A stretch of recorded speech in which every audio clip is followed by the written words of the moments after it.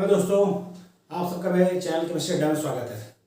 बेटा हम डिस्कस कर रहे थे, इसमें जो डिस्कस कर रहे हैं वो है आपका केमिकल बॉन्डिंग चैप्टर। उसमें आज हम डिस्कस करने जा रहे हैं कोवेलेंट बॉन्ड। क्या होता है बेटा कोवेलेंट बॉन्ड? कोवेलेंट बॉन्ड एक केमिकल बॉन्ड है जो फॉर्म होता है म्यूचुअल शेयरिंग ऑफ इलेक्ट्रॉन से। म्यूचुअल शेयरिंग मतलब बेटा क्या होता है? ये दो एटम के बीच में कोवेलेंट बॉन्ड फॉर्म होना है, तो एक इलेक्ट्रॉन ये देगा, एक इलेक्ट्रॉन ये देगा, और जब ये दोनों एक इलेक्ट्रॉन देंगे तो आपस में म्यूचुअल शेयरिंग होगी। म्यूचुअल शेयरिंग से जो बॉन्ड फॉर्म होगा वो क्या कहलाता है? वो कहलाता है कोवेलेंट बॉन्ड। और ये सबसे जो इंपॉर्टेंट इसमें चीज है वो ये क्या है कि जो इलेक्ट्रॉन म्यूचुअल शेयरिंग में इन्वॉल्व होंगे वो आपस में क्या होंगे? अपोजिट स्पिन होंगे। क्या होगा? अपोजिट स्पिन होंगे। दूसरी चीज क्या है? यदि एक इलेक्ट्रॉन ये देता है, एक इलेक्ट्रॉन ये देता है, तो म्यूचुअल शेयरिंग में दो इलेक्ट्रॉन हुए, तो जो बॉन्ड फॉर्म होगा वो होगा सिंगल बॉन्ड। क्या होगा? वो सिंगल बॉन्ड फॉर्म होगा और वह क्या होगा? हमेशा सिग्मा बॉन्ड होगा। दूसरी बात क्या है? दूसरी बात यह है कि यदि दो इलेक्ट्रॉन ये दे, दो इलेक्ट्रॉन ये दे, म्यूचुअल शेयरिंग कितने इलेक्ट्रॉन हुए? 4 इलेक्ट्रॉन हुए, तो 4 इलेक्ट्रॉन की म्यूचुअल शेयरिंग इन्वॉल्व हो रहे हैं तो डबल बॉन्ड फॉर्म होगा। और डबल बॉन्ड में क्या होता है आपको पता है? एक सिग्मा और एक पाई। यदि मान लीजिए दो एटम के बीच बॉन्ड फॉर्म हो रहा है और 3 इलेक्ट्रॉन ये दे रहा है म्यूचुअल शेयरिंग में, 3 ये इन्वॉल्व हो रहा है म्यूचुअल शेयरिंग में, तो 6 इलेक्ट्रॉन हुए म्यूचुअल शेयरिंग में, तो जो बॉन्ड फॉर्म होगा वो होगा ट्रिपल बॉन्ड। क्या होगा? Triple bond. और ट्रिपल बॉन्ड कंटेन 1 सिग्मा 2 पाई। ओके बेटा, इसी की बात हम करने जा रहे हैं, तो स्टार्ट करते हैं। It is a chemical bond form by mutual sharing of electron in between two electronegative elements in order to complete their octet। अपना octet complete करने के लिए वो mutual sharing करते हैं। shared electron in between two nuclei is must have, ध्यान रखना बेटा, हमेशा must have opposite spin, मतलब वो opposite spin के ही होंगे, क्योंकि parallel spin का बेटा होगा तो क्या होगा? ऐसे मानिए, इसको समझिए, ये आपका है स्पिन, उसको समझना है, तो ये मतलब माइनस हाफ हो तो भी नहीं, ऐसा तो जब क्या होगा? एक क्लॉकवाइज हो, दूसरा क्या हो? एंटी क्लॉकवाइज हो, तो बॉन्ड स्ट्रॉन्ग होगा। इसीलिए हमेशा क्या होना चाहिए? जो म्यूचुअल शेयरिंग हो रही है उनमें एक क्लॉकवाइज होगा, दूसरे वाले का क्या होगा? स्पिन एंटी क्लॉक होगा, यानी एक का प्लस हाफ होगा, दूसरे का क्या होगा? माइनस हाफ होगा। बॉन्ड फॉर्मेशन चीज आपको ध्यान रखनी है। Sorry, one electron by each nucleus involve in between two atom form single bond. Single bond बनेगा और सिंगल बॉन्ड हमेशा क्या होगा? सिग्मा। जब भी सिंगल बॉन्ड फॉर्म होगा तो हमेशा क्या होगा? सिग्मा बॉन्ड होगा। फिर आगे क्या बताएगा बेटा? When two electron by each nucleus involve, यानी ईच न्यूक्लियस, हर न्यूक्लियस का दो इलेक्ट्रॉन इन्वॉल्व दिया जाएगा, मतलब इन्वॉल्व होगा म्यूचुअल शेयरिंग में between two atom, then double bond form. क्या होगा? तब डबल बॉन्ड बनेगा, और जो इसमें क्या होगा? 1 सिग्मा और 1 पाई। डबल बॉन्ड में 1 सिग्मा 1 पाई। और जब 3 इलेक्ट्रॉन बाई ईच न्यूक्लियस होगा म्यूचुअल शेयरिंग में, तो क्या होगा? तब बनेगा आपका ट्रिपल बॉन्ड, जिसमें 1 सिग्मा 2 पाई। सिंगल बॉन्ड बनता है बेटा तो सिर्फ 1 सिग्मा, डबल बॉन्ड है तो 1 सिग्मा 1 पाई, ट्रिपल बॉन्ड है तो 1 सिग्मा 2 पाई। ये बहुत इंपॉर्टेंट चीज है, आपको पता है, इसे ध्यान में रखना है। आगे बात करते हैं, इसके लिए बहुत सी थ्योरी दी गई, तो हम लोग पहले जो डिस्कस करेंगे वो है valence bond theory, VBD theory. Valence bond theory ये क्या कहती है? इसका कहना है कि half filled valence shell atomic orbitals of two different atom overlap to form covalent bond. जो वैलेंस शेल आपके किसी भी एटम का, वैलेंस शेल का जो एटॉमिक ऑर्बिटल है, बॉन्ड फॉर्मेशन वही पार्टिसिपेट करता है। उसमें भी कौन से पार्टिसिपेट करेगा? उसमें वो पार्टिसिपेट करेगा एटम का ऑर्बिटल, वैलेंस ऑर्बिटल, जो हाफ फिल्ड होगा। जो क्या होगा? हाफ फिल्ड होगा। इसके मतलब यदि बात ये हुई कि जो आपकी कोवेलेंसी है, क्योंकि हम कोवेलेंट बॉन्ड्स कर रहे हैं, कोवेलेंसी है वो कौन डिसाइड करेगा? Number of unpaired electron present in valence shell decide the covalency of that atom. वही बात की है, hence number of unpaired electron present in the valence shell decide the covalency of an element. जितने unpaired electron present होंगे किसी भी element में, element की वैलेंस शेल में, उतनी उसकी कोवेलेंसी होगी। अब दूसरा मुद्दा ये आता है बेटा कि यदि आपका जो एटम है उसके पास वैकेंट ऑर्बिटल अवेलेबल है, तो यदि वैकेंट ऑर्बिटल अवेलेबल है तो अपने पेयर्ड इलेक्ट्रॉन को एक्साइट करा के नंबर ऑफ कोवेलेंसी का कर सकता है, एक्साइट मतलब वो इंक्रीज कर सकता है, अपनी कोवेलेंसी को इंक्रीज कर सकता है। और ऐसे एलिमेंट को कहते हैं कि ये एलिमेंट शो करते हैं वेरिएबल कोवेलेंसी। तो यहां तक हमने आपको बताया, इसका स्क्रीनशॉट ले लिए। फिर आज हम जो डिस्कस करेंगे बेटा बहुत इंपॉर्टेंट, बहुत इंटरेस्टिंग कॉन्सेप्ट है। इस पर क्वेश्चन बहुत तरह से आते हैं, इस तरह से रीजन में आते हैं। फिर आपको कोई चीज लिखी रहेगी, ये बॉन्ड फॉर्मेशन करता है, ये वाला कंपाउंड नहीं करता, उसमें आपको ऑप्शन दिए रहेंगे थ्योरेटिकल। तो क्वेश्चन बहुत अच्छे अच्छे बनते हैं। हम प्रयास करेंगे, मेरा पूरा कोशिश होगा कि आपको हर कॉन्सेप्ट अच्छे सिखाया जाए। और आपको करना क्या है कि बेटा वीडियो को पूरा ध्यान से देखना है और अपने कॉन्सेप्ट को और स्ट्रॉन्ग करना है ताकि आप सिलेक्शन ले सकें। ओके, स्क्रीनशॉट लीजिए, फिर हम लोग धीरे डिस्कस करते हैं, आगे बढ़ते हैं।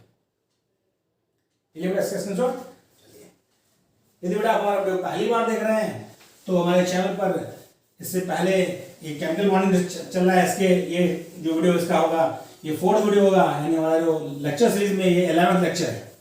और इससे पहले एटॉमिक स्ट्रक्चर, पीरियोडिक प्रॉपर्टीज के हमने थ्योरेटिकल पोर्शन, साथ ही साथ प्रीवियस ईयर क्वेश्चंस भी करा रखे हैं, आप उसको हमारे चैनल से देख सकते हैं। यदि आपको वीडियो अच्छे लगे तो लाइक और शेयर जरूर करें।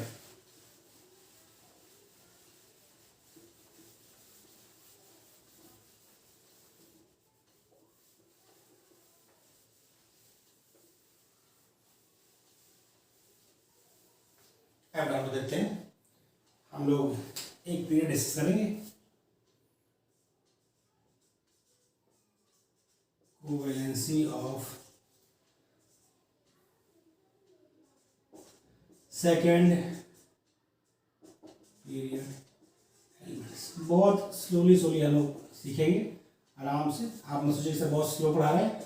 जो हमने बताया आपको स्टडी प्लान में, लेक्चर प्लान दे रखा है, उसके अकॉर्डिंग हमारा लेक्चर टाइम से खत्म होगा। पूरा जो आपका जीआरसी लेक्चर का सिलेबस है वो हमने 31 मई तक खत्म करने की बात कही है और हम पूरा प्रयास करेंगे तब तक खत्म हो जाए। बहुत ज़्यादा 1-2 दिन बढ़ेगा, वरना हमारी पूरी कोशिश है कि तब तक ये खत्म हो जाएगा। इसलिए आप लेक्चर्स को लेकर टेंशन मत लीजिए, आप सिर्फ पढ़ाई करिए। ओके बेटा, चलिए देखिए, आपकी यदि बात करें इसमें तो लिथियम की बात करते हैं। थोड़ा बहुत है, लिथियम का जो बैलेंस शेल है वो क्या है, वो है 2s1। तो इसकी जो कोवैलेंसी है वो क्या है, 1 हुई, क्योंकि एक अनपेयर्ड इलेक्ट्रॉन में है, इसमें एक ही अनपेयर्ड इलेक्ट्रॉन है। अब देखिए इसके बाद क्या बेटा, इसके बाद है आपका बेरिलियम। बहुत ध्यान समझिएगा, बेरिलियम का बैलेंस शेल क्या बेटा, 2s2। ओके, ये बेटा इसकी क्या है, ये इसकी ग्राउंड स्टेट, क्या बेटा ये ग्राउंड स्टेट। बहुत ध्यान समझिएगा बेटा इसको।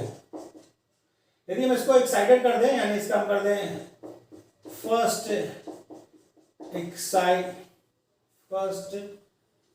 एक्साइटेड स्टेट की बात करें तो इसके बाद 2s और 2p भी होगा ही होगा।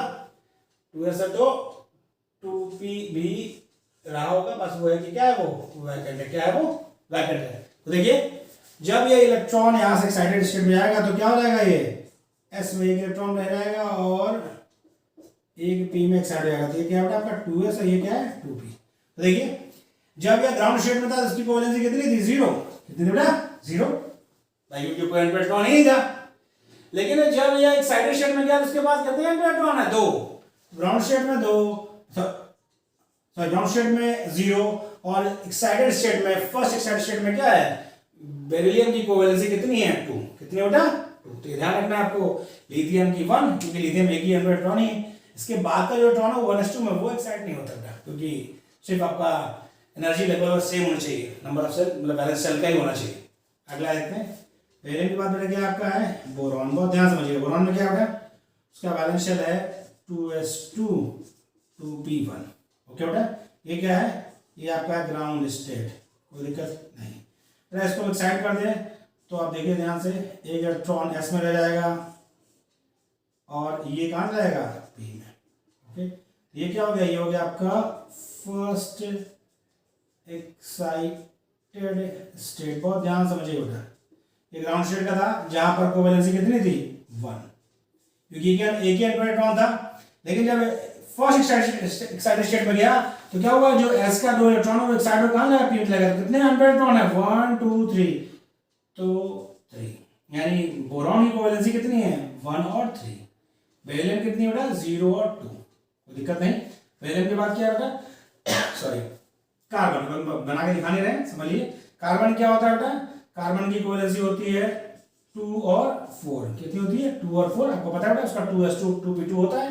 तो 2p ग्राउंड स्टेट में कोवेलेंसी उसकी 2 हुई, क्योंकि p में से 2 अनपेयर्ड है। लेकिन जब s का इलेक्ट्रॉन एक्साइट होकर p में चला जाएगा तो कोवेलेंसी कितनी रहेगी कार्बन की, 4। कितनी रहेगी, 4।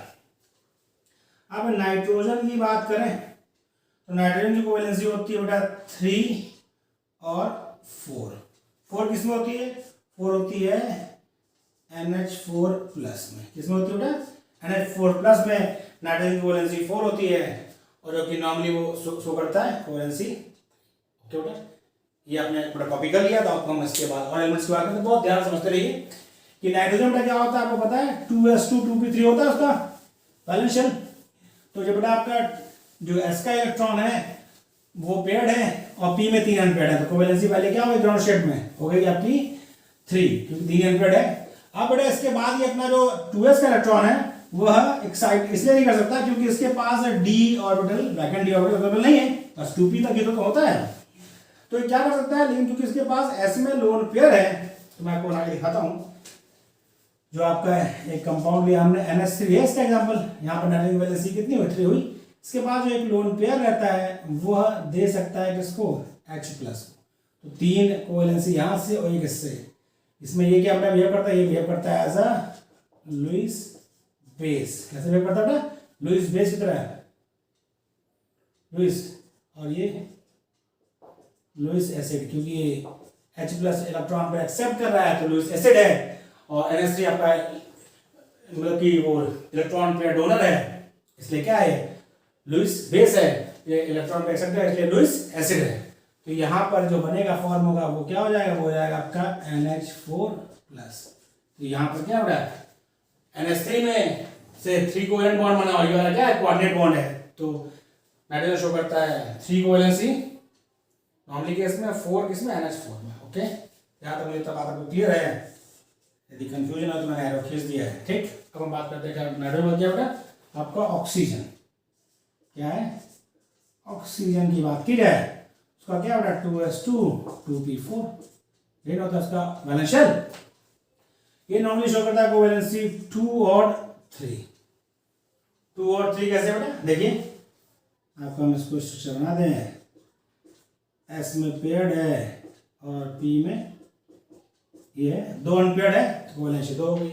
लेकिन इसके बाद में क्या है कि 2 लोन पेयर भी होते हैं, 2 लोन पेयर होते हैं। तो ये एक लोन पेयर डोनर होता है, पता है एक लोन पेयर डोनर कर सकता है। तो जहां पर ये कोवेलेंसी 3 शो करता है जैसे H3O प्लस में, जैसे H3O प्लस में मैं आपको बना के दिखा दूं OH plus. Okay, H3O plus hydronium ion कहते हैं। क्या कहते हैं इसका हाइड्रोनियम आयन, जिसमें आपको ऑक्सीजन 3 बॉन्ड फॉर्म करता है, 2 कोवेलेंट बॉन्ड और एक कोऑर्डिनेट बॉन्ड। तो अपनी वैलेंसी को 2 और 3 शो कर सकता है। ओके बेटा, आगे हम बात करते हैं। हमारा नेक्स्ट एलिमेंट है फ्लोरीन। फ्लोरीन का देखिए इसका क्या होता है 2s2 2p5, 2s2 2p5। देखिए बेटा ये S का इलेक्ट्रॉन तो पेयर्ड है, P में क्या पहला दूसरा तीसरा चौथा और ये पांचवा, एक अनपेयर्ड इलेक्ट्रॉन है। इसकी कोवेलेंसी क्या होती है, सिर्फ और सिर्फ एक होती है। कितनी होती है, सिर्फ और सिर्फ एक। यह अपनी कोवेलेंसी एक्सटेंड इसलिए नहीं कर सकता क्योंकि इसके पास क्या होते हैं वैकेंट d ऑर्बिटल अवेलेबल नहीं है, इसीलिए फ्लोरीन अपनी कोवेलेंसी एक्सटेंड नहीं कर सकता। ये बहुत इंपॉर्टेंट चीज बताई गई है, इसको आप कॉपी करिए, फिर हम लोग अपने कॉन्सेप्ट को आगे बढ़ाते हैं। क्वेश्चन से हम लोग डिस्कस करेंगे तो फिर चीजें और क्लियर होंगी आपको। चलिए बेटा, अब हम एक क्वेश्चन आपको दे रहे हैं जिससे इसमें स्टार्ट करते हैं। NCl3 form but NCl5 does not। Why? Question में आपको दिया रहेगा कि NCl3 एग्जिस्ट करता है, फॉर्म होता है, लेकिन NCl5 फॉर्म नहीं होता है। तो इसके लिख सकता है NF3 एग्जिस्ट करता है लेकिन NF5 एग्जिस्ट नहीं करता। इन दैट इज वे कि नाइट्रोजन की कोवेलेंसी 3 शो कर रहा है लेकिन 5 कोवेलेंसी शो नहीं करता। आपको उसमें ऑप्शंस दिए रहेंगे, 4 ऑप्शन होंगे, उसमें आपको सही आंसर टिक करना है।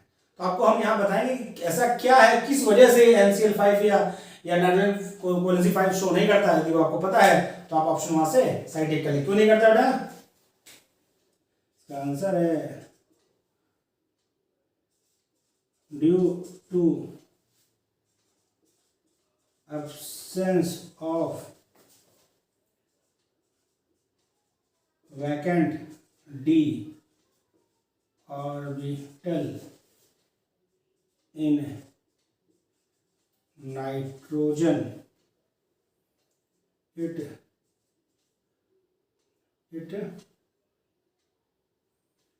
it does not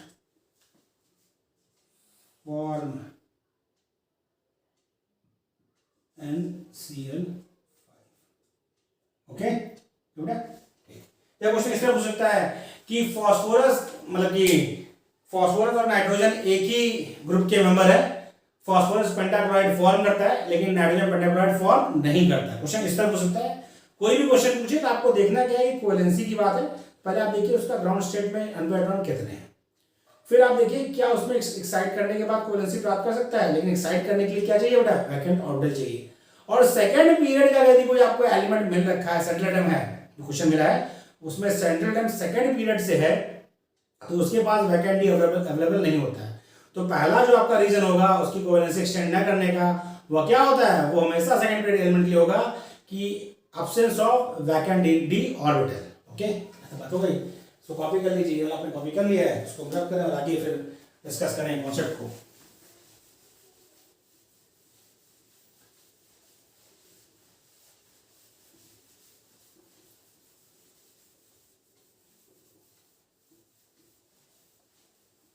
मैं इसी के दूसरे एलिमेंट फास्फोरस की बात करते हैं। देखिए फास्फोरस की बात की जाए, फास्फोरस क्या होता है, वैलेंस है, उसकी वैलेंस होती है 3s2 3p3। ओके, हम आपको इस तरह बना के दिखाते हैं।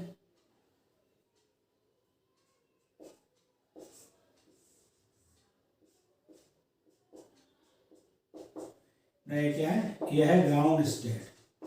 जी डॉट का मतलब ग्राउंड स्टेट है, तो यहाँ पर इसकी जो कोवैलेंसी है वह 3 है, मतलब pH3 PCl3 PF3 etcetera, 3 covalency show कर। आगे देखिए, अब इसके बाद हमने कर दिया इसका इलेक्ट्रॉनिक साइड कर दिया, इसके पास क्या होता है, डी अवेलेबल होता है। डी क्या होता है, अवेलेबल होता है। ये हो गया, ये क्या था 3sp, ये 3s हो गया, ये 3p हो गया, और क्योंकि थर्ड पीरियड का है तो 3d होता है। बड़ा जो इसका इलेक्ट्रॉन था कहाँ चला गया, 3d में, चला गया 3d में। तो अब देखिए इसकी अब कोवेलेंसी कितनी हो गई, 1 अनपेयर्ड 2 3 4 5 अनपेयर्ड है, इसकी कोवेलेंसी कितनी होगी बेटा, इसकी कोवेलेंसी हो गई 5, जैसे PCl5 PF5। ओके, तो फास्फोरस पेंटावैलेंट कंपाउंड बना सकता है क्योंकि उसके पास वैकेंट डी अवेलेबल होता है, जबकि उसी ग्रुप का नाइट्रोजन है उसके पास वैकेंट डी नहीं होता है, इसलिए वो पेंटावैलेंट कंपाउंड नहीं बना सकता। अब पूछता है कि पूछते हैं कि मैक्सिमम कोवेलेंसी जो होती है, मैक्सिमम कोवेलेंसी ऑफ फास्फोरस कितना होता है, तो वो होता है बेटा 6। बहुत ध्यान समझिए, 6 कैसे होता है वो दिखा रहे हैं। देखिए जो आपका PCl5 है वो एग्जिस्ट करता है PCl4 प्लस PCl6 माइनस। बहुत ध्यान समझिएगा, PCl4 प्लस और PCl6 माइनस में। अब ये जो आपका PCl4 है वो कैसे बना, PCl4 प्लस कैसे फॉर्म हुआ उसकी बात हम करें। देखिए जो ये होता है क्या बेटा, Cl प्लस में लोन पेयर दिया किसने, PCl3 के पास था लोन पेयर। भाई यदि इसमें देखिए 3 शेयरिंग में इन्वॉल्व हो जाएंगे, 3 Cl के साथ एक लोन पेयर तो रह जाएगा ना वाला, डोनेट कर दिया। तो यहाँ पर यह क्या है, ये आपका है लुईस एसिड। Cl प्लस क्या होगा, लुईस एसिड, और PCl3 क्या है, लुईस बेस। ओके, यहाँ बात क्लियर हो गई, कोई दिक्कत नहीं। अब देखिए आप इसमें PCl6 माइनस कैसे बना, PCl6 माइनस कैसे फॉर्म हुआ उसको समझिए। भाई देखिए हमने इसकी बात करते हैं एक्साइटेड स्टेट की, तो ये आपका था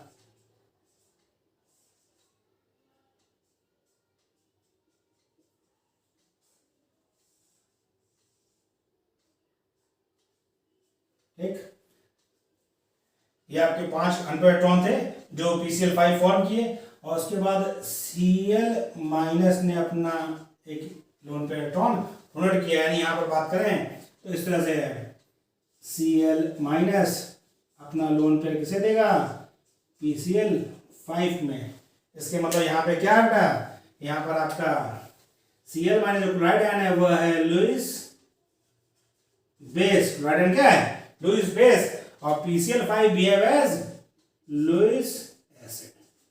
क्वेश्चंस आपको केमिकल बॉन्डिंग में बहुत वैरायटी से आते हैं, इसलिए आपको कॉन्सेप्ट समझना है कि आपसे पूछ सकता है कि PCl5 किस फॉर्म में एग्जिस्ट करता है, तो केटायन और आयन फॉर्म में कौन सा, PCl4 प्लस और PCl6 माइनस। PCl4 में क्या कंडीशन है, PCl4 में Cl प्लस आपका लुईस एसिड है और PCl3 behave as Lewis base. PCl6 में क्या होता है आपका Cl माइनस, ऑक्टेट पूरा है और क्लोरीन के पास लोन पेयर है, तो अपना लोन पेयर डोनेट कर रहा है, तो लोन पेयर डोनर तो लुईस बेस, और PCl5 के पास वैकेंट डी ऑर्बिटल भी अवेलेबल है, जोड़े 3s 3p और 3d है, तो लोन पेयर एक्सेप्ट कर सकता है, इसलिए क्या है लुईस एसिड। यहाँ तक बात हो गई बेटा, तो हम बात करें आगे। चलिए हम लोग अगला ऑप्शन ऐसे करते हैं, देखा हो गया।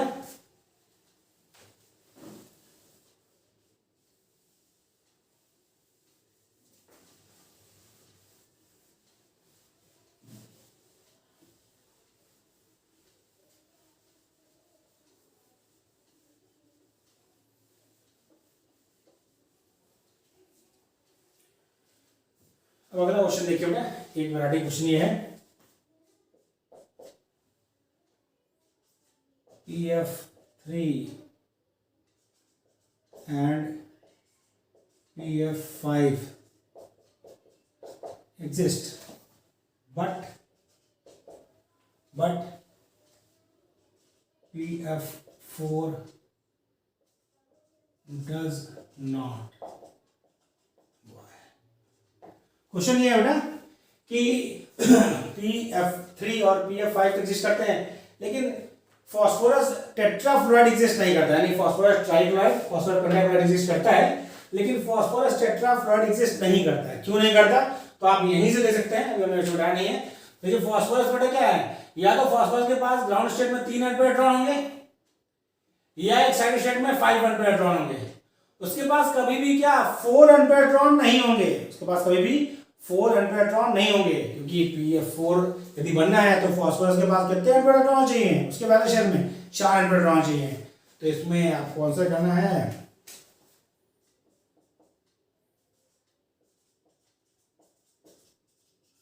Phosphorus only show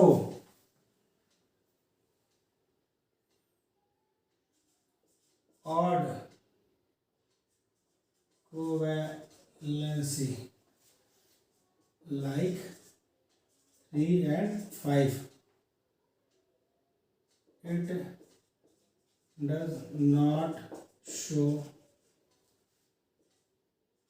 even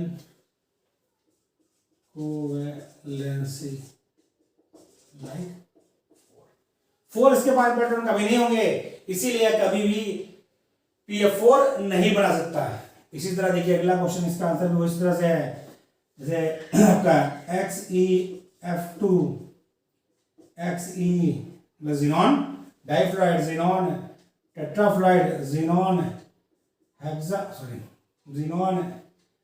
hexafluoride exist करता है, बट क्या है इसका, ये आपका क्वेश्चन है, ये उसका आपका आंसर है, ये भी आपका क्या है, ये भी आपका क्वेश्चन है, ठीक।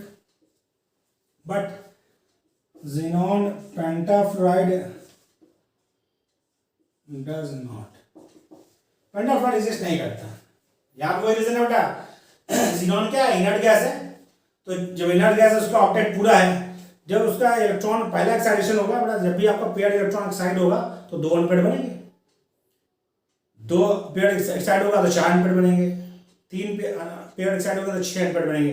तो हमेशा xenon क्या कर सकता है, इवन कोवेलेंसी शो कर सकता है, लेकिन वह कभी भी ऑड कोवेलेंसी शो नहीं कर सकता, यानी आपको लिखना पड़ेगा आंसर इसका, xenon exhibit even covalency like 2, 4, 6, but not show not show odd covalency like 3, 5, 7. Okay, तो हमेशा क्या कर सकता है एक्सी xenon difluoride xenon tetrafluoride xenon hexafluoride बना सकता है, लेकिन कभी भी वो ट्राइफ्लोराइड पेंटा और हेप्टाफ्लोराइड नहीं बना सकता, क्योंकि वो जब भी वो पूरा क्या है ऑक्टेट पूरा है, तो यदि पेयर्ड इलेक्ट्रॉन अनपेयर्ड होगा तो 2 अनपेयर्ड, 2 पेयर्ड इलेक्ट्रॉन अनपेयर्ड होंगे तो 4 अनपेयर्ड, 3 पेयर्ड इलेक्ट्रॉन यदि अनपेयर्ड होंगे तो 6 अनपेयर्ड बनेगा। कभी भी एक्साइटेशन होने पे 3, 5, 7 अनपेयर्ड इलेक्ट्रॉन नहीं होंगे, इसीलिए यह फॉल नहीं होगा। देखा आपको कॉन्सेप्ट समझ आने लगा होगा। ओके, यहां तक हो गया। अगला क्वेश्चन लिखने जा रहे हैं। देखिए, यह बहुत इंपॉर्टेंट क्वेश्चन है, इस कॉन्सेप्ट पर भी क्वेश्चन आते हैं। तो हम क्वेश्चन से इसलिए डिस्कस कर रहे हैं आपको, क्योंकि क्वेश्चन पूछे आते हैं तो आपको समझ नहीं आता कौन सा कॉन्सेप्ट लगाए, तो हम क्वेश्चन से आपको आंसर डिस्कस करेंगे, तो आपको कॉन्सेप्ट ख्याल आएगा हमें किस तरह से सोचना है उस आंसर के लिए, इसलिए हम क्वेश्चन के द्वारा चैप्टर का ये टॉपिक डिस्कस कर रहे हैं। तो देखिए इसमें क्या क्वेश्चन क्या है, PH3 PCl5 PF5 exist, but PH5 does not exist। ये क्वेश्चन बेटा कि फॉस्फीन, पीएचडी क्या होता है, phosphine phosphorus pentachloride, phosphorus pentafluoride exist करता है, लेकिन फॉस्फोरस पेंटाहाइड्राइड एग्जिस्ट नहीं करता, क्यों? क्वेश्चन है, इसका आपको आंसर सोचना है, आप तब तक विचार करिए। हम इधर आपने ये कॉपी कर लिया, इसको मैं रब कर दूं,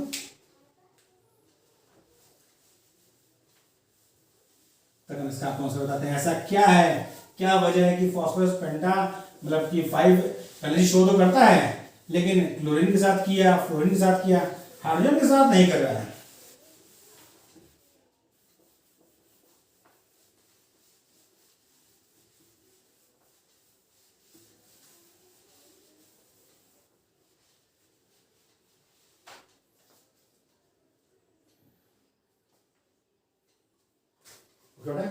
इसका आंसर देखिए, ऐसा क्या है,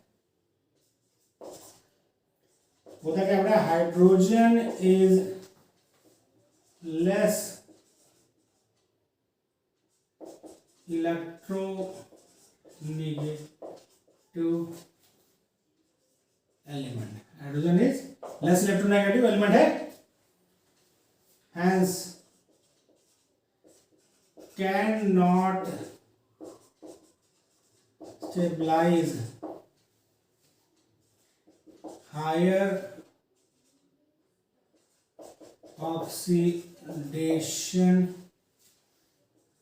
state of, cannot stabilize higher oxidation state of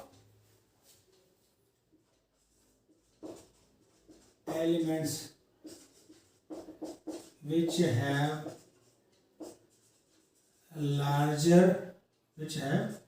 larger in size, जैसे थर्ड पीरियड ऑनवर्ड एलिमेंट। बहुत ही इंपॉर्टेंट ये चीज आपको जो ध्यान रखनी बेटा, होता क्या है कि हाइड्रोजन का साइज भी छोटा है और उसकी इलेक्ट्रोनेगेटिविटी भी कम है, इसकी वजह से वह जो एलिमेंट्स की हाई ऑक्सीडेशन स्टेट है उसको स्टेबलाइज नहीं करता।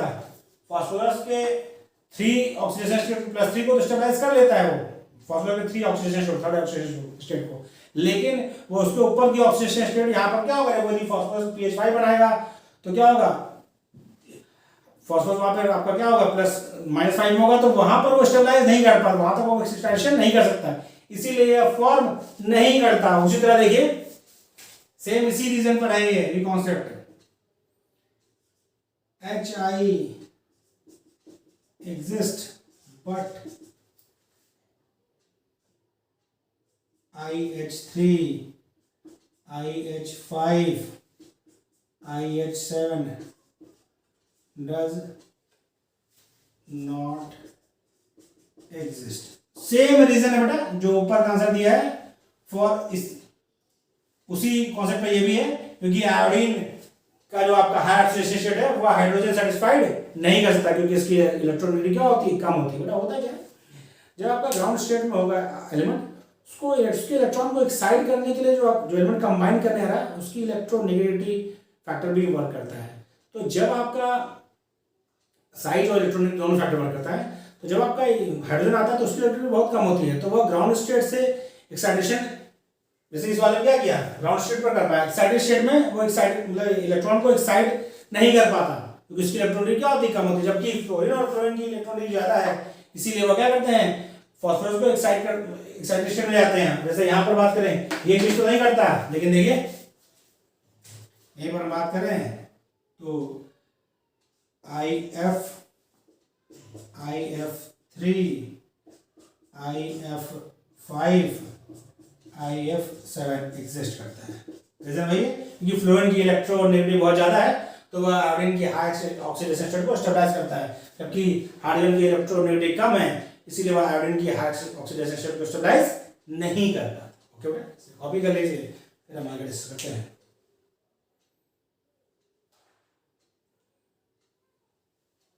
याद हो गया आपका, इसको हम हटा, चलिए अब देखिए हम आगे बात करते हैं, फिर इसमें और कॉन्सेप्ट सीखते हैं, क्योंकि आपको हर एलिमेंट का ग्राउंड स्टेट, एक्साइटेड स्टेट अच्छे से पता होना चाहिए, तभी आप बॉन्डिंग के क्वेश्चन सॉल्व कर पाएंगे। तो आपको जितने भी बॉन्डिंग क्वेश्चन मिलते हैं, जहां भी मिले, जब चैप्टर खत्म कर देंगे हम, आपको पास जो भी बुक है प्रैक्टिस की, उससे प्रैक्टिस करें। यदि कोई क्वेश्चन नहीं हो पा रहा है तो हमें मैसेज करें। हम बात कर रहे हैं, थोड़ा देखिए, हम लोग डिस्कस करते हैं सल्फर।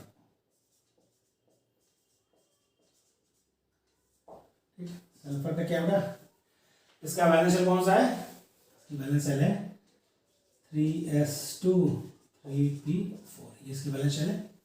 ओके, ग्राउंड स्टेट यही है आपका, तो हम देखते हैं पहला, दूसरा, तीसरा, चौथा। ओके, ये आपका क्या होता है, ये इसकी है ग्राउंड स्टेट, क्या होता है, ग्राउंड स्टेट है। तो यहाँ पर इसकी जो कोवैलेंसी है वो 2 है, ऐसे SF। ओके, अब देखिए यदि हम इसका फर्स्ट एक्साइटेड स्टेट की बात करें, फर्स्ट एक्साइटेड स्टेट, बहुत ध्यान से, फर्स्ट एक्साइटेड स्टेट का मतलब होता है आपको एक पेड इलेक्ट्रॉन को अनपेड करना है, तो ये इलेक्ट्रॉन होगा, तो 3s 3p है, तो जब थर्ड पीरियड का एलिमेंट है उसमें 3d भी होता है, यहाँ पर वैकेंट 3d अवेलेबल है। तो देखिए ये आपका S वाला तो रह जाएगा इसी में, लेकिन जो आपका वैकेंट D था, ये 1 2 3 4, बहुत ध्यान से बेटा, जब आपका फर्स्ट एक्साइटेड स्टेट हुआ तो ये वाला जो पेड इलेक्ट्रॉन 4 होता है 3p में है, वो एक्साइट होकर किसमें लगेगा, 3d में। ये आपका 3s है, ये 3p है, ये 3p है। फिर आपको साफ साफ दिखाई दे रहा है कि यहाँ पर 4 अनपेयर्ड इलेक्ट्रॉन है, तो इसके मतलब की कोवैलेंसी यहाँ पे क्या होगी, फर्स्ट एक्साइटेड स्टेट में 4 होगी, जैसे SF4। ओके, एग्जाम्पल दे रहे हैं। अब देखिए इसका हम सेकेंड एक्साइटेड स्टेट की बात करें, एक्साइटेड स्टेट की बात करें, उसमें क्या होगा बेटा, जो आपका 3s इलेक्ट्रॉन है वो भी एक्साइट हो जाएगा, तो एक इलेक्ट्रॉन S में अनपेयर्ड हो गया, 3p में अनपेयर्ड हो गया बेटा, और 2d में हो गए। ओके, देखिए अब सेकेंड एक्साइटेड स्टेट सल्फर में 6 अनपेयर्ड है, 1 2 3 4 5, 6 अनपेयर्ड इलेक्ट्रॉन है, तो 6 अनपेयर्ड इलेक्ट्रॉन है तो वो 6 कोवैलेंट बॉन्ड फॉर्म कर सकता है। उसकी कोवैलेंसी कितनी हो गई बेटा, इसकी कोवैलेंसी सेकेंड एक्साइटेड स्टेट में हो गई 6, और हमने इसका एग्जांपल क्या है, SF6। ओके, इस तरह से आपको समझना है कि कौन कितना कोवैलेंसी शो कर सकता है, वेरिएबल कोवैलेंसी शो कर सकता है। बट आपको एकदम सिखा रहे हैं, स्लो सिखा रहे हैं, आप वहां फटाफट करेंगे और आंसर दे देंगे क्वेश्चन का। अब एक क्वेश्चन हम यहां आपसे कर रहे हैं, देखिए क्वेश्चन क्या है, ये बहुत इंपॉर्टेंट क्वेश्चन है, कई बार पूछा गया है। SF4 is hydrolysed by water but SF6 does not hydrolyzed। ये क्वेश्चन है, आपको इसमें रिटर्न के लिए है, इसमें आपको ऑप्शन दिए रहेंगे कि कौन सा रीजन जो दे रखा है 4 ऑप्शन तो कौन सा कथन वो सही है जिससे यह कॉन्सेप्ट फॉलो होता है। तो बेटा आपको ये सामने दे रखा है, देखिए इसमें क्या है, सल्फर की कोवैलेंसी एक्चुअली क्या होती है, मैक्सिमम कोवैलेंसी 6 होती है। कितनी होती है बेटा, 6 होती है। तो जब उसने SF6 फॉर्म किया तो उसने अपनी पूरी कोवैलेंसी मैक्सिमम कोवैलेंसी फॉर्म कर ली, लेकिन जब SF4 फॉर्म करता है तो देखिए एक आपका डी क्या है, अवेलेबल है, एक डी क्या है बेटा, वैकेंट डी अवेलेबल है। जब वैकेंट डी अवेलेबल है तो वाटर मॉलिक्यूल जो हाइड्रोलाइसिस करता है बेटा उसका सिंपल तरीका है, पहले हाइड्रोलाइसिस मतलब क्या होता है, वाटर का जुड़ना और ब्रेकअप करना। हाइड्रो मतलब जुड़ना, लिसिस मतलब तोड़ देना। तो वाटर मॉलिक्यूल अटैच होगा, फिर वो बॉन्ड को ब्रेक करेगा, SF के बॉन्ड, सल्फर और फ्लोरीन के बॉन्ड को क्या करेगा, ब्रेक करेगा। लेकिन जुड़ने के लिए क्या चाहिए, अपने ऑक्सीजन अपने लोन पेयर से अटैच होता है कोऑर्डिनेट बॉन्ड बनाकर। तो जब लोन पेयर अटैच होना चाहिए उसको क्या चाहिए, उसको चाहिए वैकेंट ऑर्बिटल। आपको दिख रहा है सर इसमें तो वैकेंट ऑर्बिटल है, लेकिन हर एक पीरियड की कोवैलेंसी फिक्स है, मैक्सिमम कोवैलेंसी। तो सल्फर की कोवैलेंसी मैक्सिमम 6 होती है, थर्ड पीरियड की मैक्सिमम कोवैलेंसी क्या है, 6 है। तो वो 6 से ज्यादा अपनी कोवैलेंसी एक्सटेंड नहीं कर सकता। जब 6 से ज्यादा कोवैलेंसी एक्सटेंड नहीं कर सकता तो SF6 में उसने अपनी कोवैलेंसी मैक्सिमम पर है, अब ये फर्दर कोई भी बॉन्ड फॉर्मेशन नहीं कर सकता, इसीलिए SF6 हाइड्रोलाइज नहीं होता। जबकि SF4 में क्या है, उसकी भी कोवैलेंसी 4 है, अपनी बात 2 कोवैलेंसी एक्सटेंड कर सकता है। जब 2 कोवैलेंसी एक्सटेंड कर सकता है तो कोऑर्डिनेट बॉन्ड बनाकर वाटर के साथ क्या करता है, वो कोवैलेंसी अपनी सेटिस्फाई करता है और उसके बाद वो क्या करते हैं, SF बॉन्ड को ब्रेक कर देते हैं। तो यहाँ लिखेंगे इसका आंसर जो होगा उसमें ऑप्शन आपको मिलेगा, उसमें आपको देखना होगा कौन सा मैच कर रहा है इससे, वो है maximum covalency of sulphur is 6। Maximum covalency of sulphur is 6। For this reason SF4 have available vector orbital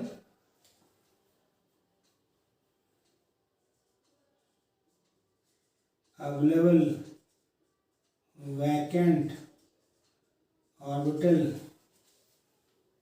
for binding of water molecule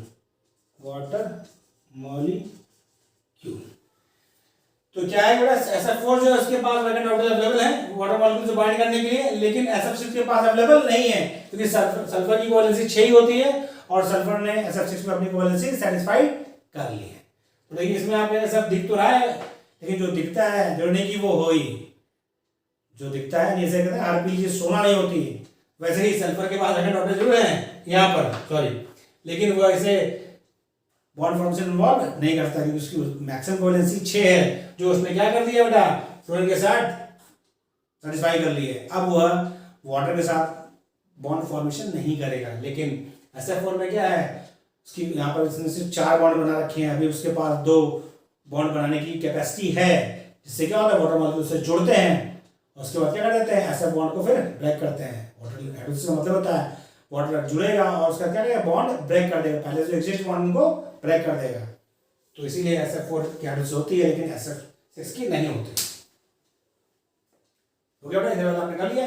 अब देखिए हाइड्रोजन पर एक क्वेश्चन और है जो बहुत फेमस है, अक्सर आपको दिखिएगा पूछा जाता है, वो क्वेश्चन भी आपको बताना है। देखिए दोनों क्वेश्चन के रीजन अलग अलग है, ऐसा नहीं कि उसमें ऑप्शन आपको मिल जाए तो फटाक से लिख दे कोवैलेंसी वाला, नहीं। रीजन आपको देखना है कि कौन सा रीजन सबसे सुटेबल पड़ता है, उसी रीजन को आप लिखेंगे।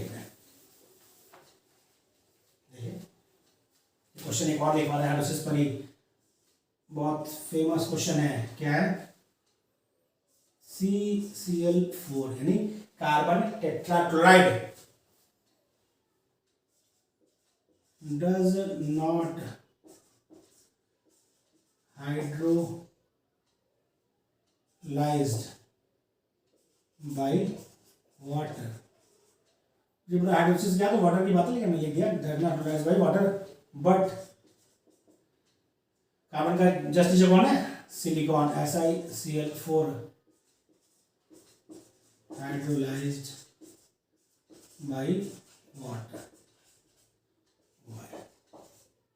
ओके, क्वेश्चन क्या बेटा कि CCl4 की हाइड्रोलाइसिस नहीं होती है, लेकिन SiCl4 की हाइड्रोलाइसिस होती है, यानी कार्बन टेट्राक्लोराइड का हाइड्रोलाइसिस नहीं होता है, लेकिन सिलिकॉन टेट्राक्लोराइड का हाइड्रोलाइसिस होता है। क्यों ऐसा है, ऐसा क्या रीजन है, ये क्वेश्चन दिया रहेगा, आपको ऑप्शन 4 मिलेंगे। थोड़ा सीधी बात है, कार्बन किस फैमिली का, मतलब किस ग्रुप पीरियड में आता है, सेकंड पीरियड में। आपको पता है बेटा, मैंने आपको जस्ट बताया था, सेकंड पीरियड में जो आपका एलिमेंट है उसके पास वैकेंट डी ऑर्बिटल अवेलेबल नहीं होता है। तो बेटा वैकेंट डी ऑर्बिटल अवेलेबल नहीं होगा तो वाटर मॉलिक्यूल कैसे जुड़ेगा उससे, जब वाटर मॉलिक्यूल जुड़ेगा नहीं तो पहले वाटर मॉलिक्यूल बताया आपको पीछे भी, वाटर मॉलिक्यूल पहले क्या करता है बेटा, जुड़ता है, फिर वो लिसिस करता है। वही सिलिकॉन किस पीरियड का एलिमेंट है, थर्ड पीरियड का, और थर्ड पीरियड में 3D अवेलेबल है, तो अपनी वैलेंसी वो एक्सटेंड कर सकता है, अपनी वैलेंसी क्या करता है, एक्सटेंड कर सकता है। उसके बाद क्योंकि वैकेंट डी अवेलेबल होता है सिलिकॉन के पास, इसीलिए उसमें हाइड्रोलाइसिस होती है, जबकि कार्बन के पास वैकेंट डी अवेलेबल नहीं है, इसलिए CCl4 की हाइड्रोलाइसिस नहीं होती है। तो यहां पर आंसर क्या होगा, इस क्वेश्चन का आंसर है due to absence of vacant d orbital in carbon CCl4 does not hydrolysed. देखिए दोनों क्वेश्चन है, दोनों हाइड्रोलाइसिस के क्वेश्चन है, लेकिन यहाँ पर रीजन दूसरा है और यहाँ पर रीजन दूसरा है। तो आपको क्वेश्चन पढ़ना है और समझना है कि हमारे लिए कौन सा ऑप्शन सही होगा। ठीक है, इसे कॉपी कर लीजिए, फिर हमारी बात करते हैं। ओके, अगला क्वेश्चन और लिखिए, ये भी बहुत इंपॉर्टेंट है। नेक्स्ट क्वेश्चन है, आपको क्वेश्चन आंसर समझा रहे हैं ताकि ये क्लियर हो। ये पूछा जाता है बेटा sorry SF6 exist but SCl6 SBr6 does not exist। ये पूछा था बेटा, ये सल्फर हेक्साफ्लोराइड तो बनाता है, लेकिन हेक्साक्लोराइड या हेक्साब्रोमाइड नहीं फॉर्म करता, या इससे में क्वेश्चन आगे आप बात कराएंगे। आपको पता है कि आयोडीन का हेप्टाफ्लोराइड तो यानी IF7 तो एग्जिस्ट करता है, लेकिन ICl7 IBr7 एग्जिस्ट नहीं करता। तो आपसे बोले कोवैलेंसी फिक्स हो, लेकिन क्या नहीं करता है बेटा, वह जो दूसरे के लिए पूछ रहा है उनका साइज बड़ा है। भाई फ्लोरीन का साइज छोटा होता है, फ्लोरीन उससे बड़ा, ब्रोमीन उससे बड़ा, तो वहां पर आप देखेंगे स्टेरिक हिंड्रेस्टर यूज हो, क्या होगा, स्टेरिक हिंड्रेस्टर होता है जो साइज से रिलेट होता है। यहाँ क्या करना रिजल्ट होगा, यहाँ पर आंसर होगा ड्यू टू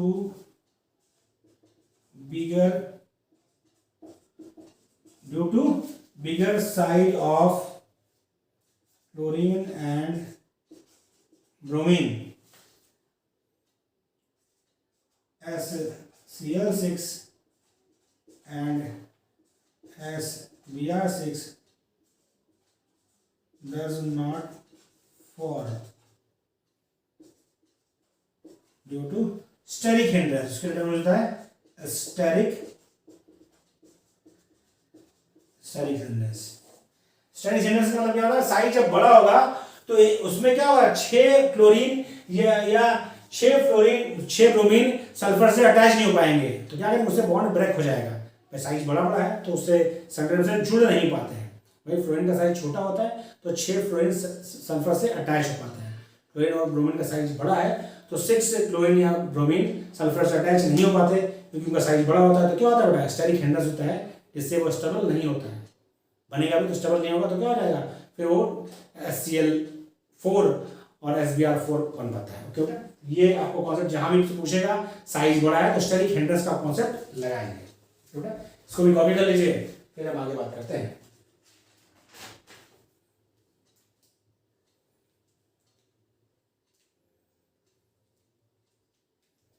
ठीक, यहां तक हो गया आपसे, चलिए आगे बात करते हैं, वो डाल दो बेटा। अब हम लोग बात करते हैं, ये तो हो गया आपको जो क्वेश्चन पूछे जाएंगे, कौन एग्जिस्ट करता है कौन एग्जिस्ट नहीं करता है, इस तरह की बातें की जाती हैं। अब नेक्स्ट हम लोग देखते हैं कोवेलेंट बॉन्ड की स्ट्रेंथ के बारे में, और सिग्मा बॉन्ड पाई बॉन्ड कैसे बने, इन सब चीजों की हम डिस्कस करेंगे।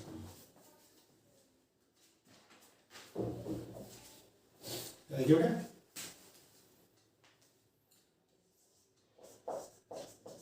strength of covalent bond is directly proportional to extent of overlap। इससे बेटा जो कोवेलेंट बॉन्ड का स्ट्रेंथ है वो डिपेंड करता है कि ओवरलैपिंग का एक्सटेंट कितना है, और जो आपकी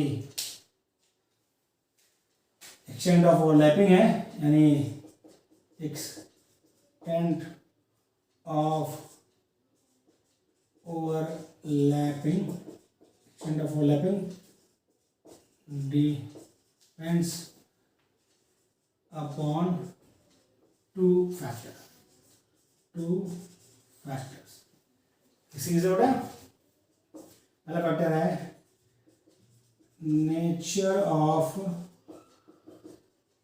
ऑर्बिटल्स, दूसरा फैक्टर है नेचर ऑफ ऑर्बिटल पर डिपेंड करता है, और नेचर ऑफ ओवरलैपिंग पर डिपेंड करेगा आपका एक्सटेंट ऑफ ओवरलैपिंग। तो आपको यह पता चाहिए कि ऑर्बिटल्स कौन है, मतलब ओवरलैपिंग किन किन ऑर्बिटल्स के बीच में हो रही है और किस तरह से हो रही है, आगे आपको बताएंगे। आपको पता भी है कि ओवरलैपिंग बेटा ऑर्बिटल्स किस तरह हो सकती है, या तो हेड टू हेड ओवरलैपिंग हो, हेड टू हेड, या इसको क्या बोलते हैं कोएक्सियल ओवरलैपिंग, इससे फॉर्म होता है सिग्मा बॉन्ड, या साइड वाइज ओवरलैपिंग हो, या कोलैटरल ओवरलैपिंग हो, जिससे फॉर्म होता है पाई बॉन्ड। उससे पहले आपको हम सिखाना चाहेंगे, आपको पता है लेकिन फिर भी हम रिवाइज करेंगे, ऑर्बिटल्स का शेप बेटा इसलिए बताया था क्योंकि इसका इस्तेमाल हम बहुत ज्यादा करेंगे। ऑर्बिटल्स का शेप भी पूछा जाता है, और ओवरलैपिंग मतलब कि जो हम आगे कोऑर्डिनेशन कंपाउंड पढ़ेंगे तो वहां भी इसकी जरूरत पड़ेगी, तो आपको एस ऑर्बिटल, पी ऑर्बिटल और डी ऑर्बिटल्स का शेप और उसके टाइप्स की जानकारी होनी चाहिए। ओके बेटा, तो हम यहाँ स्टार्ट करते हैं। पहला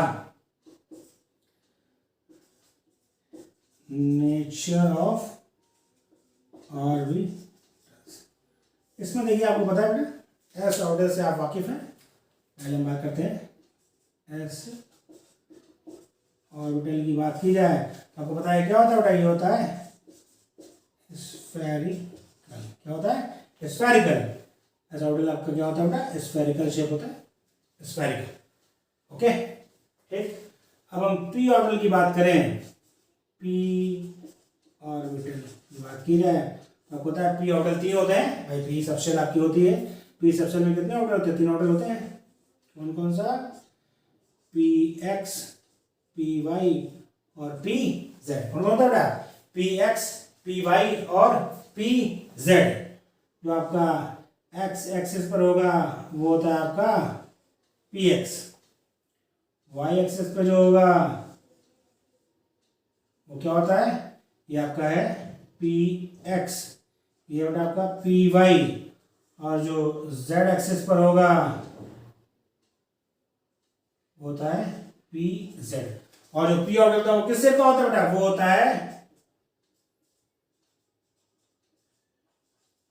डंबल शेप। किस शेप का होता है, डंबल शेप। पी में 3 ऑर्बिटल कौन कौन बेटा, p x, p y, p z. Dumbbell shape होता है, एक्स एक्सिस पे जो होता है उसे बोलते हैं पी एक्स, वाई एक्सिस पे जो होता है पी वाई, और जेड एक्सिस पे जो होता है वो पी जेड। दूसरे बेटा अपना डी में कितने ऑर्बिटल होते हैं, डी सेक्शन में 5 ऑर्बिटल होते हैं। कितने होते हैं बेटा, 5। नाम क्या बेटा उनका, d x y, d y z, d x z, d x square minus y square और डी जेड स्क्वायर।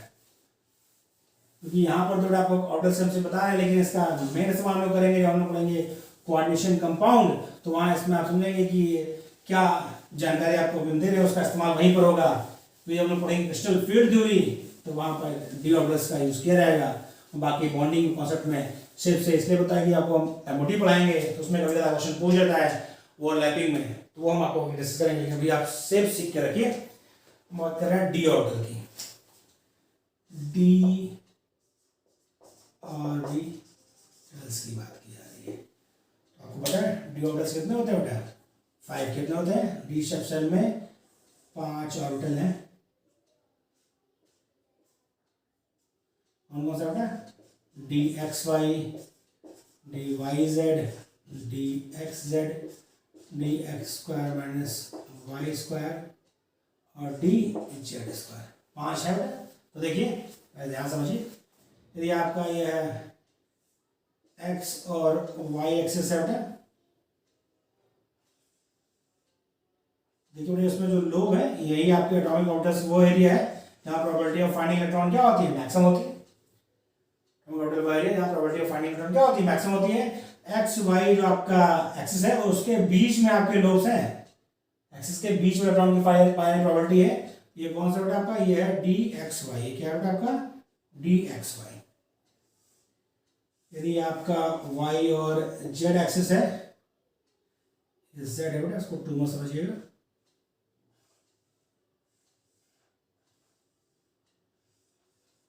ओके, तो आपका क्या है? ये डी वाई जेड है। क्या है? डी एक्स वाई और डी वाई जेड है। ये x और z एक्सिस है।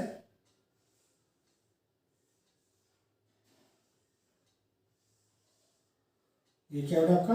डी एक्स जेड है। मतलब साफ साफ दिख रहा है कि ये 3 ऑर्बिटल जो डी के हैं उनमें क्या है? उनमें जो लोब्स हैं वो क्या है? वो कहाँ है? एक्सिस के बीच में है। वो एक्सिस के बीच में, तो देखिए डी एक्स वाई में एक्स वाई एक्सिस के बीच में लोब्स हैं, डी वाई जेड में वाई जेड एक्सिस के बीच में लोब है, और डी एक्स जेड में जेड एक्स एक्सिस के बीच में लोब्स हैं। बचे क्या? 3 हो गए, 2 बचे। कौन कौन सा?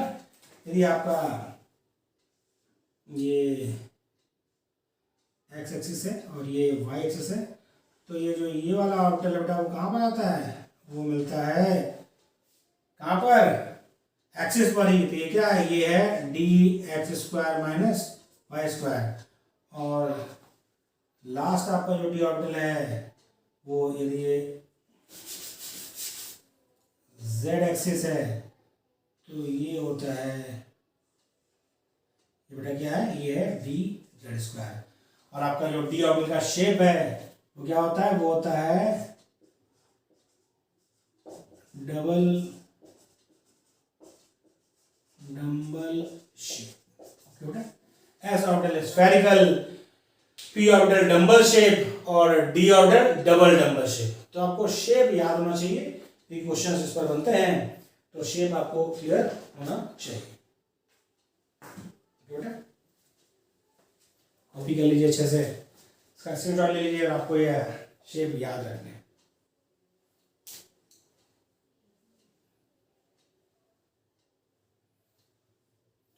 सेंटर से कॉपी कर लिया।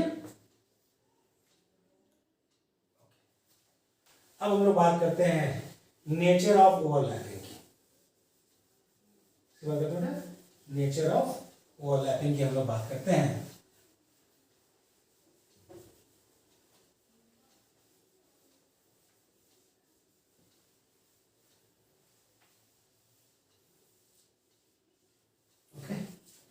नेचर ऑफ ओवरलैपिंग की बात करते हैं। जैसे कर रहे हैं नेचर ऑफ ओवरलैपिंग। तो 2 तरह का ओवरलैपिंग होता है बेटा, होता है हेड टू हेड या कोएक्सियल ओवरलैपिंग। तो हम पहली बात कर रहे हैं हेड टू हेड और कोएक्सियल और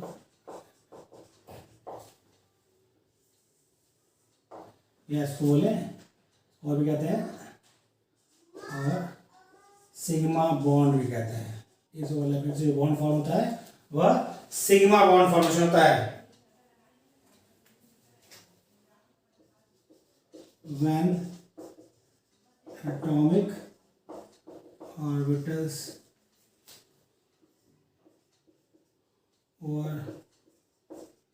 overlapping occurs head to head or coaxial, then shared electron pair exists in between internuclear axis, hence more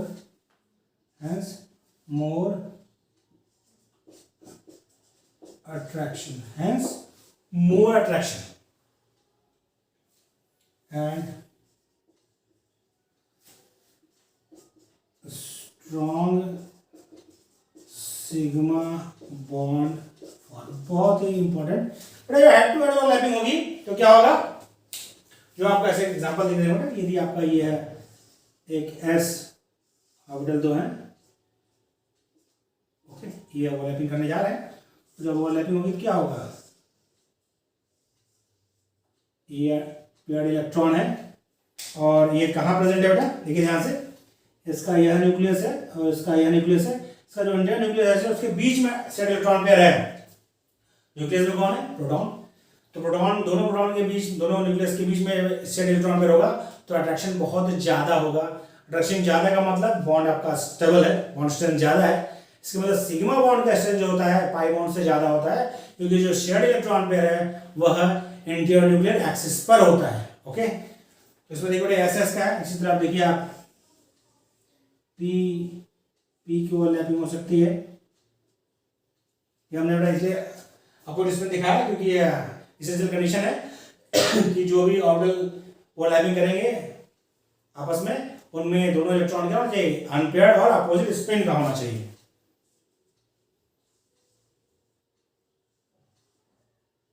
okay, ठीक है बेटा, ये कॉपी के लिए वो इसको हम मिटा देते, आपको और इसमें सिखाते हैं किस किस ऑर्बिटल्स में ओवरलैपिंग होती है हेड टू हेड, उसके बारे में पढ़ते हैं।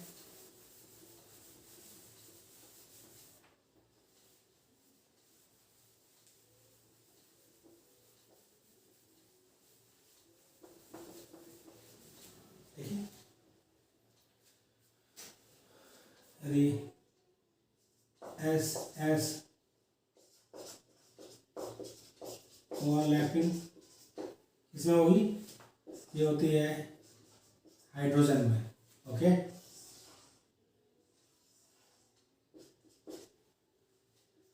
एस पी ओवरलैपिंग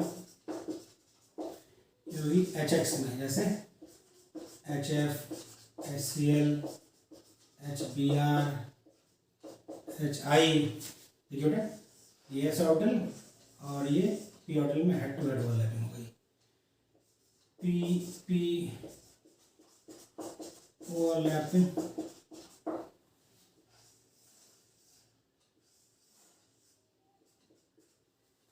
जैसे Cl2, F2, Br2, I2 etc. और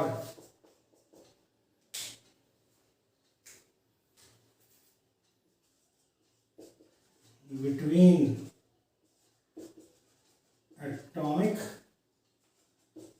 orbitals and hybrid orbitals, क्योंकि hybrid orbitals only form sigma bond, hybrid orbital सिर्फ और सिर्फ हेड टू हेड ओवरलैपिंग कर सकते हैं, वह कभी भी साइड वाइज ओवरलैपिंग नहीं करते। गांठ बांध कर रखिए, बहुत इंपॉर्टेंट कॉन्सेप्ट है। तो देखिए हम एग्जांपल ले रहे हैं किसका, CH4 का। तो CH4 में कार्बन कार्बोनाइजेशन क्या होता है बेटा, sp3 होता है, इसके मतलब उसके जो हाइब्रिड है वो क्या है, 4 sp3 हाइब्रिड होंगे और उसमें अनपेयर्ड इलेक्ट्रॉन हमने दिखा दिया, उससे जो हाइड्रोजन मॉलिक्यूल लगा मतलब हाइड्रोजन एटम कंबाइन हुआ, उसका एटॉमिक ऑर्बिटल ओवरलैप किया, कार्बन का हाइब्रिड ऑर्बिटल sp3 और हाइड्रोजन का एटॉमिक ऑर्बिटल s। भाई ये आपका क्या होता है, sp3 और s में ओवरलैपिंग है, sp3 ऑफ कार्बन और s ऑफ हाइड्रोजन के बीच में ओवरलैपिंग है, या फिर इसमें किसमें between hybrid orbitals. Hybrid orbitals आपस में जो ओवरलैपिंग करते हैं वो भी क्या होती है, हेड टू हेड ओवरलैपिंग होती है या को एक्सियल ओवरलैपिंग होती है। ओके बेटा, ये कॉपी कर लिया बेटा, ये ना। अब दूसरी ओवरलैपिंग जो हम डिस्कस करेंगे वो क्या है, वो है साइड वाइज ओवरलैपिंग या कोलैटरल ओवरलैपिंग। क्या बेटा, साइड वाइज ओवरलैपिंग या कोलैटरल ओवरलैपिंग। नेक्स्ट जो हमारा टाइप है वो है टाइप बी हमारा है साइड वाइज ओवरलैपिंग और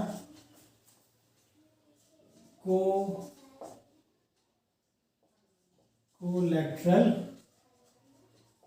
ओवरलैपिंग। साइड वाइज ओवरलैपिंग या कोलैटरल ओवरलैपिंग या इसको कह सकते हैं पाई बॉन्ड, क्योंकि इससे क्या फॉर्म होता है, पाई बॉन्ड फॉर्म होता है।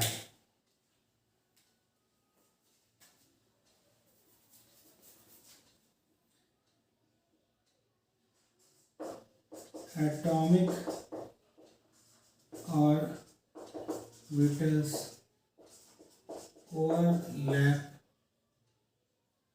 overlap by collateral or side-wise overlapping form pi bond and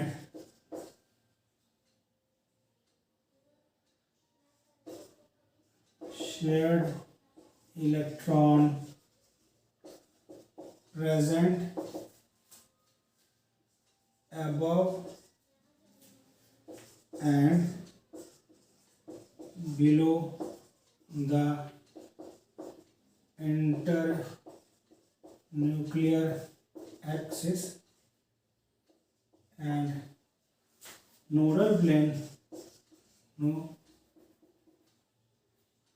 nodal plane क्या होता है बेटा, plane where probability of finding electron क्या होता है, 0।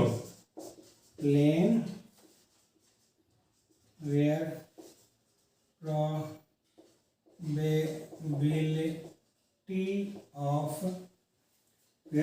Of finding electron is 0 present at internuclear axis has more repulsion.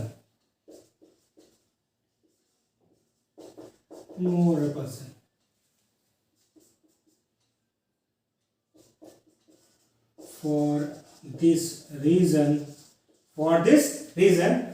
pi bond is weaker than sigma bond. Plus pi bond क्या होता है, सिग्मा बॉन्ड से वीकर होता है। उसकी दो वजह है, एक तो ये है कि उसका जो शेयर इलेक्ट्रॉन पेयर है वह इंटरन्यूक्लियर एक्सिस के अबव और बिलो होता है। दूसरा क्या है कि ओवरलैपिंग एरिया जो होता है पाई बॉन्ड में कम होता है, ओवरलैपिंग एरिया पाई बॉन्ड में कम होता है, जबकि सिग्मा बॉन्ड में ओवरलैपिंग एरिया ज्यादा होता है। भाई सीधी बात है, ऐसे ऐसे ओवरलैप करेगा तो ओवरलैपिंग एरिया ज्यादा होगा, जब साइड वाइज ओवरलैप करेगा तो ओवरलैपिंग एरिया क्या होता है, कम होता है। इसीलिए पाई बॉन्ड सिग्मा बॉन्ड से हमेशा वीक होता है। दूसरा जो कॉन्सेप्ट है बेटा कॉपी कर लिया, दूसरा कॉन्सेप्ट है पाई और सिग्मा बॉन्ड में कि पाई बॉन्ड का फॉर्मेशन हमेशा सिग्मा बॉन्ड के बाद होगा। ये ध्यान रखिए बेटा कि पाई बॉन्ड का फॉर्मेशन हमेशा कब होगा, always form after formation of sigma bond. तो समझिए ये कॉन्सेप्ट समझना बेटा, pi bond is always form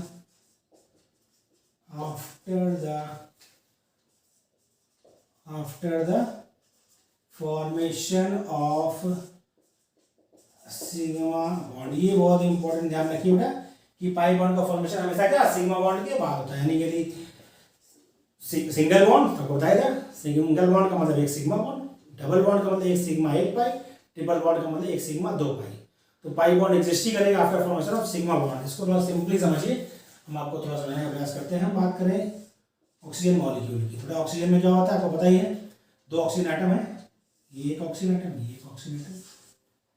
बड़ा इसमें क्या कंडीशन है, इसमें आपको पता है ये आपका हो गया 2s और ये हो गया आपका 2p, इसका भी 2s, बहुत ध्यान समझिए आपको पता है लेकिन जस्ट हम रिवाइज करा रहे हैं बेटा 2p। देखिए इसके बाद दो अनपेयर्ड इलेक्ट्रॉन है, दोनों किसमें है, p ऑर्बिटल में है। इस वाले ऑक्सीजन के पास दो अनपेयर्ड है, ये 2s है, ये 2p है, ये ऑक्सीजन का 2s है, ऑक्सीजन का 2p है।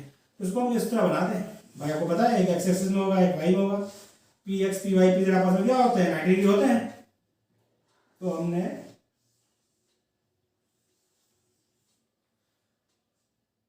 इस तरह हम दिखा रहे हैं बेटा, ये यहाँ घूमता रहेगा, प्रोबेबिलिटी ऑफ फाइंडिंग इलेक्ट्रॉन यहाँ है, लेकिन जब दोनों जगह दिखा सकते हैं इसलिए हम सिर्फ एक जगह आपको दिखा रहे हैं।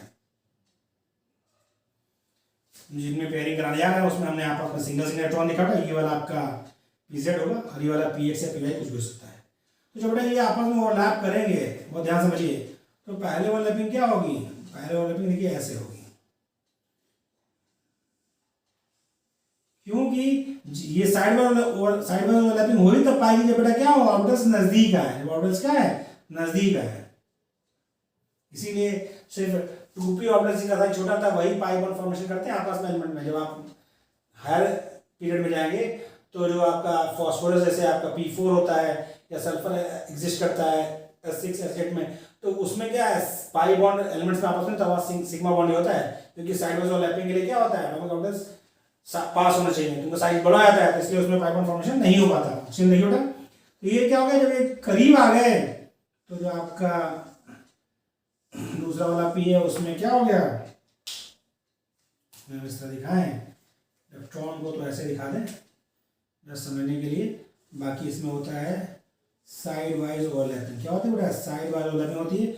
ये वाला बॉन्ड क्या है सिग्मा बॉन्ड, और साइड वाइज ओवरलैपिंग से क्या बन गया पाई बॉन्ड। तो इसीलिए ऑक्सीजन डबल बॉन्ड ऑक्सीजन, एक सिग्मा है दूसरा क्या है पाई है। ओके बेटा, तो आपको समझ आ गया कि pi bond formation after sigma bond के बनने के बाद ही होगा। तो अभी तक आपको कॉन्सेप्ट बहुत समझ में आया। हर चीज के पॉइंट ध्यान रखनी है, सिग्मा बॉन्ड क्यों स्ट्रांग होता है, क्योंकि उसमें एक्सटेंट ऑफ ओवरलैपिंग एरिया ज्यादा है।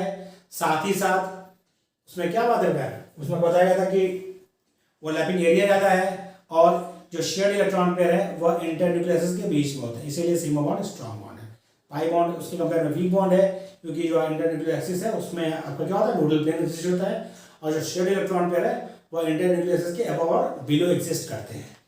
आपने इसे कॉपी कर लिया था। आपको हम नेक्स्ट कॉन्सेप्ट बताया जा रहा है वेस्पर थ्योरी, बहुत इंपॉर्टेंट है उसमें, क्योंकि जो आपका मॉलिक्यूल्स का शेप है वह डिसाइड करने के लिए वेस्पर थ्योरी दी गई, और जो हमें उसमें मेन कॉन्सेप्ट पढ़ेंगे वो तो हम लोग हाइब्रिडेशन से सीख जाएंगे, लेकिन मॉलिक्यूल का शेप डिसाइड कौन करता है वेस्पर थ्योरी से। तो वेस्पर थ्योरी क्या है, वैलेंस शेल, थोड़ा कॉपी कर लिया आपने, स्क्रीनशॉट ले लिया इसका।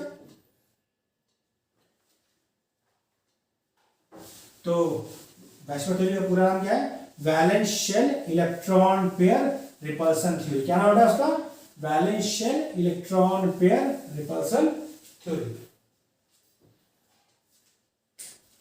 क्या बताइए, वेस्पर थ्योरी इसका पूरा नाम क्या है,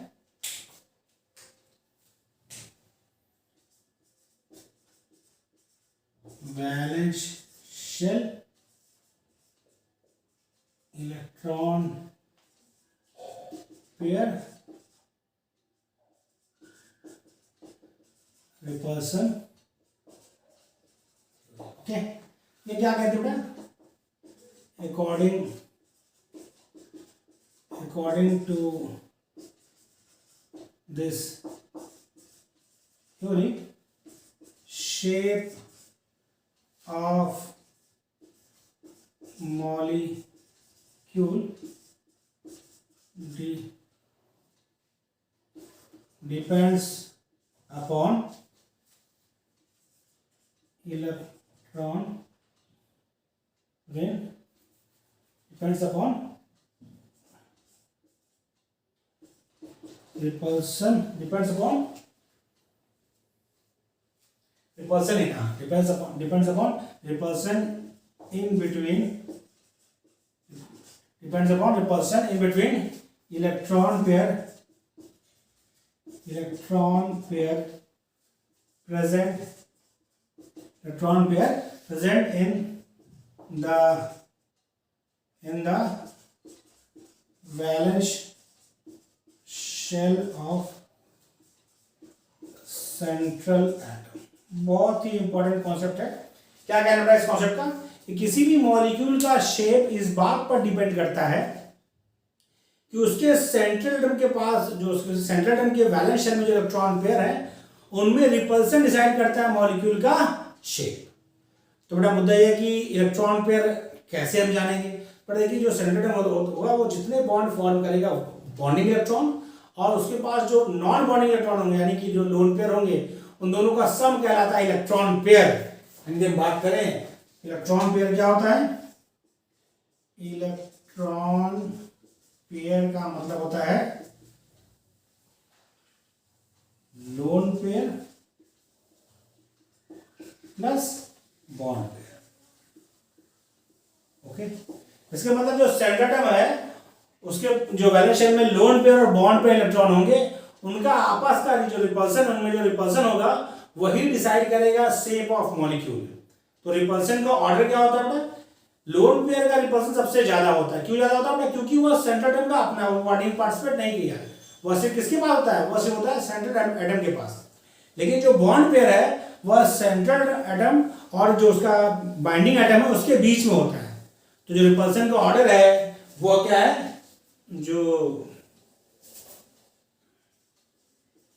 रिपल्सन ऑर्डर जो है वो सबसे इंपॉर्टेंट, ध्यान रखना। तो रिपल्सन ऑर्डर सबसे ज्यादा किसका होगा? सबसे ज्यादा रिपल्सन होता है लोन पेयर